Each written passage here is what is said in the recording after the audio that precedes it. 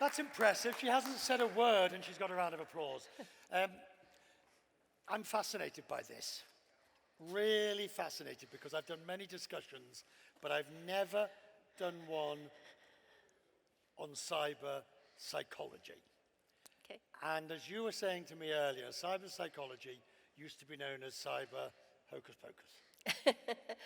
Well, I first came across the internet and technology back in the 90s, and in the form of a chatbot, and I was captivated, and I had just qualified in psychology, and I thought, wow, this is going to change everything. So when I went rushing back to my professors of psychology, they said cyber hocus pocus. But I actually thought this was the future of the internet, and I went back and requalified, did a Master's of Science in Cyberpsychology, did a PhD in Forensic Cyberpsychology, which is the study of criminal, deviant, and abnormal behavior online, and I'm kept pretty busy. We're going to get into much more detail on that. The panel is all about anonymity, and so and we will get to it. But I think it's more. I think we have to set the parameters. And by the way, we'll also take questions. So any of you've got any questions, we'll also take questions. Well, the professor will take questions. What is different about cyber psychology? What is it that happens online that is different, or when we integrate with digital equipment, if you will? I'm trying to be as neutral as possible. The cyber psychology is the study of the impact of technology on human behavior. And effectively, to this conference, the theme is all about cyberspace. So when you go on your phone, when you go online, what you're doing is entering a powerful psychological environment. I mean, did you ever stop for 5 minutes before a taxi came to check your emails? And half an hour has gone just like that. So there's a time loss effect. There's infinity in terms of search. You see behaviors like online disinhibition taking place online. And then, of course, the theme of this talk, you have the potential to be anonymous online, which you don't have in the real world. Okay, so at what point does our behavior change? What is the catalyst for the change? I think the catalyst for change is the moment that you enter into that environment. The moment that you take a photo and you post it on TikTok or LinkedIn or Meta or wherever, and you begin to sort of conceptualize yourself in this environment, and you want likes and you want comments, and you're in cyberspace and you're thinking about your persona in that environment. I've just read the book about how to break up with your phone, which is an incredible read about, because, just a quick question, how many hours a day do you think you spend on your phone? How many? 5, 7, 8? Any increase on 8? Yes, sir. How many? You. If I'm not working actually a lot on air and I'm having to use my phone for my earpiece, it's about 6 to 8. That's horrific. But it's this idea of the whole phone is designed to capture us for the dopamine effect. The app is designed for reward and these sort of things. So that in itself shows the significance of psychology. Absolutely. I mean, these devices are designed to capture our attention. But more than that, when you go online and you're on social media, you also have what's called the attention economy. So the more that a content can pull you in, get your attention, people are monetizing that attention and profiting from your attention. This brings us to the idea of how our behavior changes. Mm-hmm. The disinhibition, I can't say the word. Disinhibition. Disinhibition. In other words, no one can tell what I'm up to. By the way, who's got a phone in here? Who's got a phone? Could you just hold it up for me so I can make sure you have got a phone? I want everybody to hold their phone up. So you've got a phone. Hold it up. Hold it up. There we go. Now I want you to take your phone and I want you to do a swipe from the top right down. And then I want you to put it into airplane mode. All right? I would like everybody in airplane mode while we continue talking. This behavioral change, describe it. So, as I say, you have effects. So online disinhibition dictates that people will do things online that they would not do in the real world. So you're more disinhibited. As I say, just likely your behavior changes and mutates. Now that's just pure disinhibition when you're a known entity online, but then you've got a much bigger step when people become anonymous. And that's where behavior can really change. So anonymity it's often confused or conflated with privacy. Anonymity is where you have no details, where you're an unknown entity. Privacy is where you're known, but you've got the right to control your data. So anonymity is a superhuman power of invisibility, like a superhero.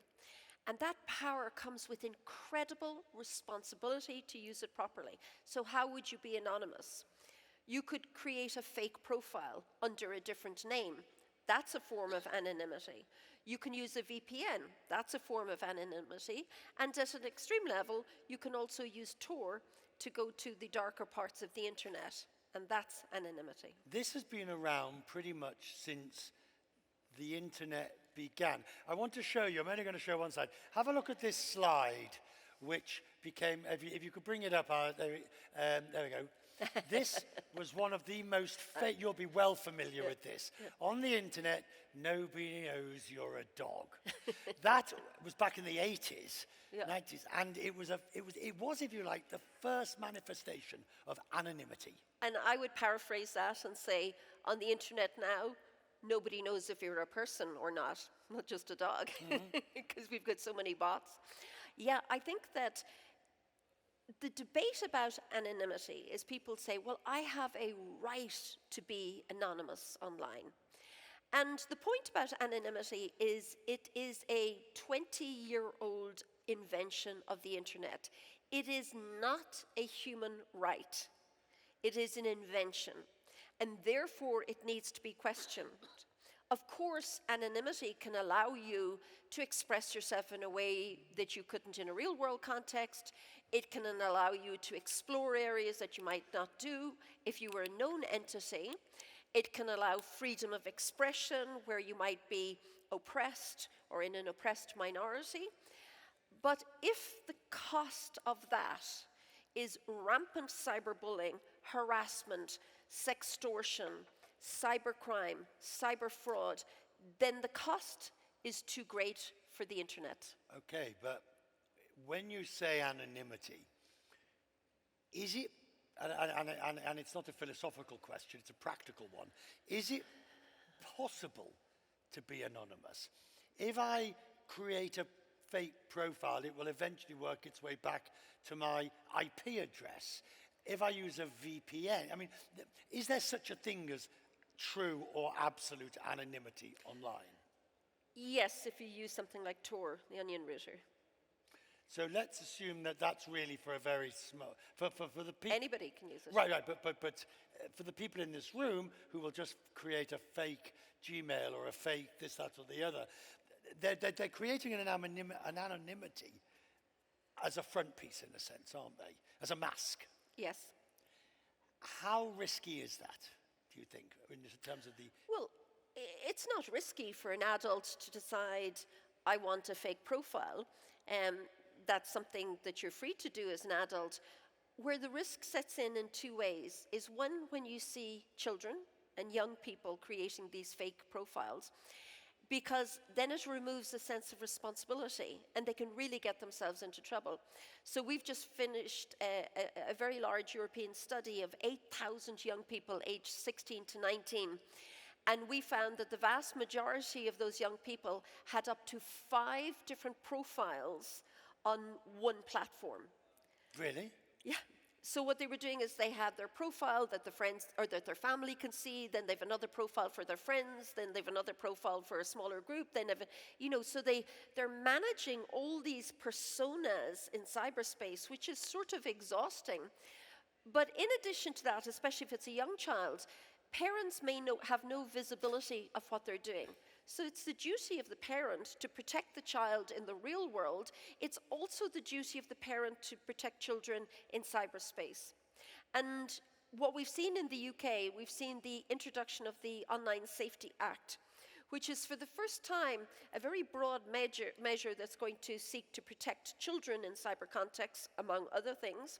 And one of the things they're going to crack down on is the multiplicity of fake profiles, particularly when these profiles are used to harass people, are used for hate speech, are used to extort from people. So they're going to look for serial offenders and shut it down. There is an argument that will say that, you know, the younger generation who have been born and brought up with this are better at managing it. Now, I'm not talking in terms of the nefarious or the dangerous, but I'm just talking about this idea of having multiple personalities online. I might find it difficult to cope with 5 profiles, but somebody who is 16 and knows no different will just be part of their meat and veg. It doesn't mean it's good developmentally, because the point is that when you're young, one of the things that you have to learn, and this is what we all went through growing up, is that there are consequences for your actions. And a young person who creates a fake profile, who maybe engages in harassing somebody or bullying somebody, or worse, extorting from another person, they may not at 13 or 14 or 15 be fully aware of the consequences of that behavior. And therefore, it's our duty as a society to protect them from getting into trouble. Let me take it a step further in terms of cybercrime. So you can have like pathways into behavior. You can start with cyberbullying, you can amplify to harassment, and then you can get engaged in true criminal behavior. And harassment and cyberbullying is illegal in some jurisdictions. But let's talk about things like hate speech, which is a crime, or cyber fraud, which is a crime, or identity theft, which is a crime. There's a very, thin line between the acceleration of these behaviors. Are you suggesting the slippery slope argument?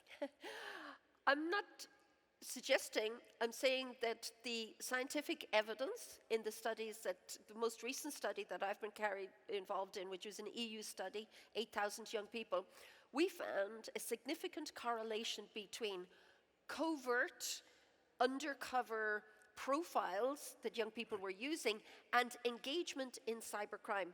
And in fact, of the sample of the 8,000 16 to 19-year-olds in all of Europe and the UK that we looked at, almost 50% admitted to engaging in a cybercrime. Hold that. How many people in this room will admit now to engaging in a cybercrime of one sort or another? That is entrapment. You don't have to put up your hands. How many people? Well, I'll put my hand up. How many other people will admit to have engaged in some form of cybercrime? Yeah, because you know where I'm going with this. Because the definition of cybercrime can be taken really quite low, can't it? And this is the slippery slope argument. It starts where? Well, things like digital piracy. So now, how many people have shared a piece of music or a video or downloaded something without paying for it? You're all criminals! But the point, this is a valid issue, isn't it? Okay, so the point is that if you have a generation that have grown up stealing music, stealing videos, stealing software, then the moral compass between that and then suddenly getting access to somebody's credit card that they could use quickly just to buy something that they need, that's a very thin line. And the point is that there's also a perception that it's a victimless crime. Well, the record companies can afford it, the movie companies can afford it, the bank will pay for the credit card. And the problem with that is you begin to see this societal shift. And while 50% engaged in a cybercrime, and you can say digital piracy is a big number, I think it was 1 in 3, actual very serious crimes like hacking, like sextortion, cyber fraud, that was 1 in 8. They're big numbers. 1 in 11 in our study admitted to engaging in money muling, which is money laundering. Now, the point about it is, how cognizant or how aware would a young person be that they were laundering money?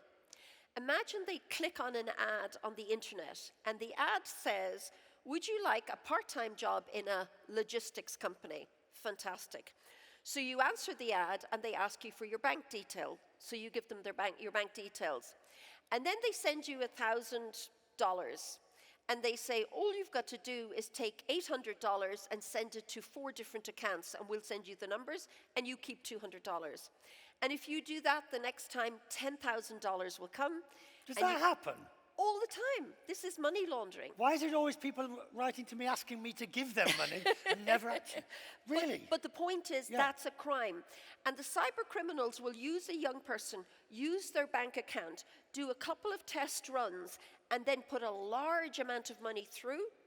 The young person then splits up the money, and the next thing, knock on the door, it's the police, you get arrested for money laundering. This is a huge problem. The ability to deal with it, because starting, as you like, with the digital piracy and all of that, what you're saying, which is particularly fascinating, is that this is a shift in norms. This is a shift in values. You might not go to the grocer's shop and steal sweets, but eventually you're moving into...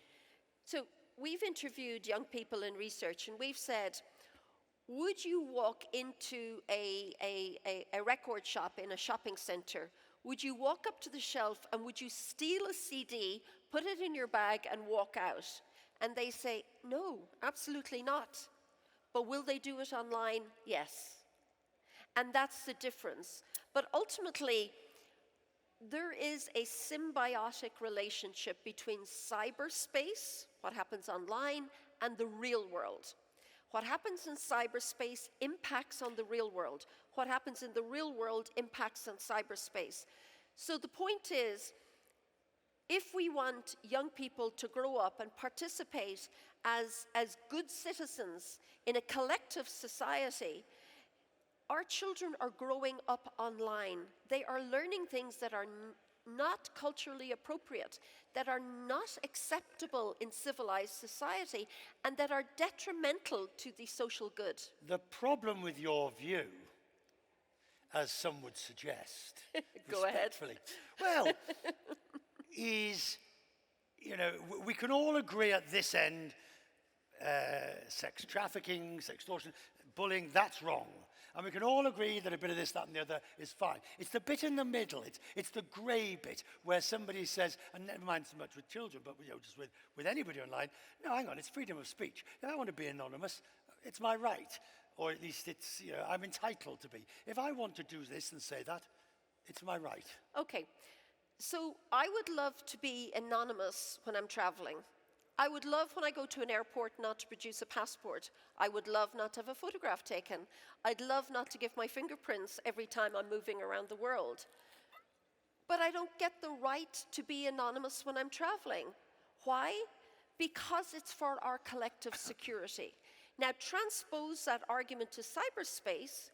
When you are a known entity, anonymous beginning with N as opposed to anonymous beginning with A, then that's what helps to create a robust, thriving, equitable, fair, civil society. So how do you force non-anonymity? I think that what we have to do is question the fundamentals of the internet. And the point is that I have these debates. I debated against the American Civil Liberties Union. They don't agree with me, of course. And the point is that we have created this fantastic invention, this superhighway for connectivity, where we can learn, where we can play, where we connect, but we are ruining it for ourselves because negative, toxic, hateful behavior is getting out of control, and cybercrime is getting out of control. The latest figures for cybercrime estimates it at a cost of $8 trillion to economies. If cybercrime was a country, it would have the 3rd largest GDP in the world. we're actually heading in the wrong direction in a sense, because let's take Bitcoin, you know, which is the whole premise is anonymity. Yeah. The whole idea is that the transaction can't be traced. And it's the go-to currency for criminals. So the point is, we adopt each new emerging technology with the collective wisdom of lemmings leaping off a cliff. Just because it is new does not mean it is good, and technology will only mean progress when we can mitigate its harmful effects. And that's what's missing. It's this cyber utopian view. AI is fantastic, ChatGPT is fantastic, and nobody is thinking about the downside. Nobody is thinking about what happens when this goes wrong. It's like a form of cognition. Well, we are with AI, to be fair. I mean, the UK... Yesterday. The UK... Yesterday. Has It's a bit late. Has an AI summit. It's a bit late. Are you suggesting we can't put the genie back in the bottle on this? No, not when it comes to AI. And with AI, then there's a question about regulation of AI or not, or, you know, but the whole point is that you have to achieve balance. There has to be some form of oversight, just the same way as we have in the real world. But we're destined to get this completely wrong, bearing in mind, you know, each country wants to do their own thing. The geopolitical tensions mean that you're not going to get everybody on the same page. I think that's why it's so important to talk about cyberspace, because we have other shared spaces. So back in the day when people were exploring the world, you had the oceans. That was a shared space. And we came up with rules and regulations for good practice. Then we invented planes. And then we had the shared space of you know, for air travel, and we came up with regulations for that. Then we have outer space, and we have governance there.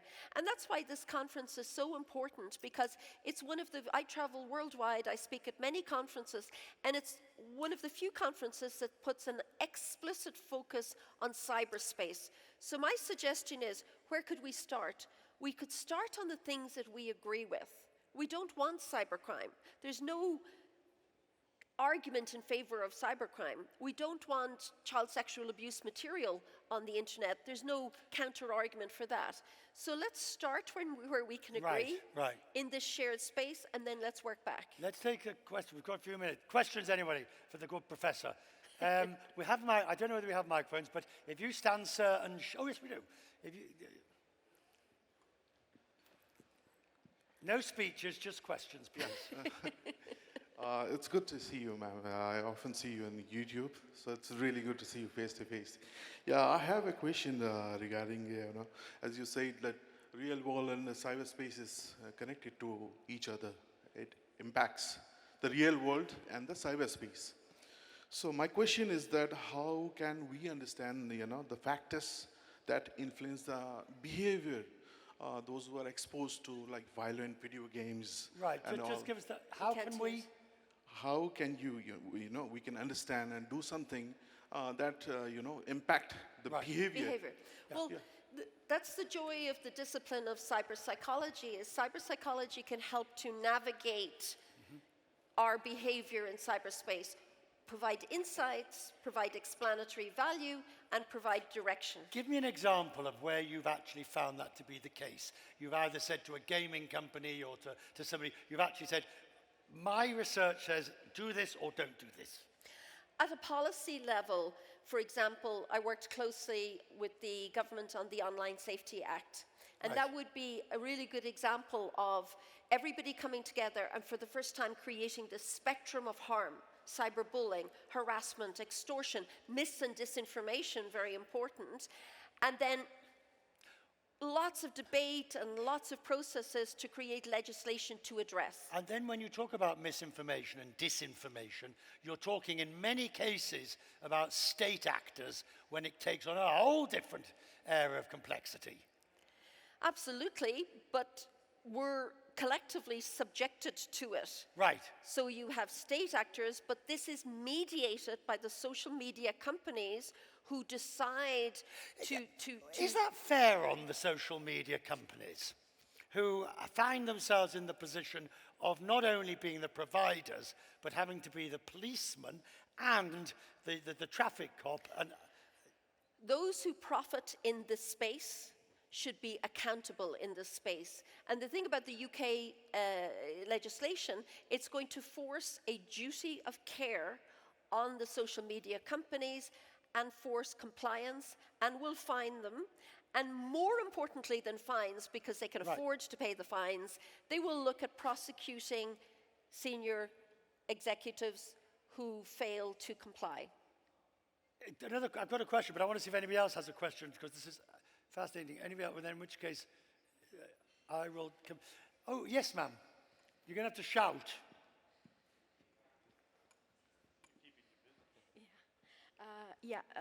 Thank Sorry, you for your... speak up. Hello, can you hear me? Yes, I can. Yeah, okay. Thanks for your significant contribution in this very important aspect. Actually, from your the exposure you have working with global organizations, and we know that all these laws and regulations coming for AI, to regulate AI, regulate also the digital markets, social media, like DMA and AI laws. Is there any initiative being worked regarding globalizing the whole thing, like creating something that will be an alliance or something? Excellent question. Is there any come together in all of this? Exactly. Is there any globalized move to this that's actually doing any good besides just inviting people to make presentations? Do you mean specific to this forum Well, or in general? no. I mean, in the world. What are you seeing by way of collaborative effort at the global level that impresses you? At the global level, I'm seeing a real interest in online safety. So here, this is a cybersecurity conference. So I'll just explain. Cybersecurity protects your data, your systems, your networks, and your devices. Cybersecurity does not protect what it is to be human online, as an employee, as an operator, or as a user. I'm seeing this growing movement in terms of online safety technologies, or what we call safety tech. These sectors are growing worldwide. We have one in the UK, we have the beginning of it in Europe, we have one in the US. And my belief is that this new sector is attracting investment and provides technology solutions to technology facilitated harmful and criminal behavior.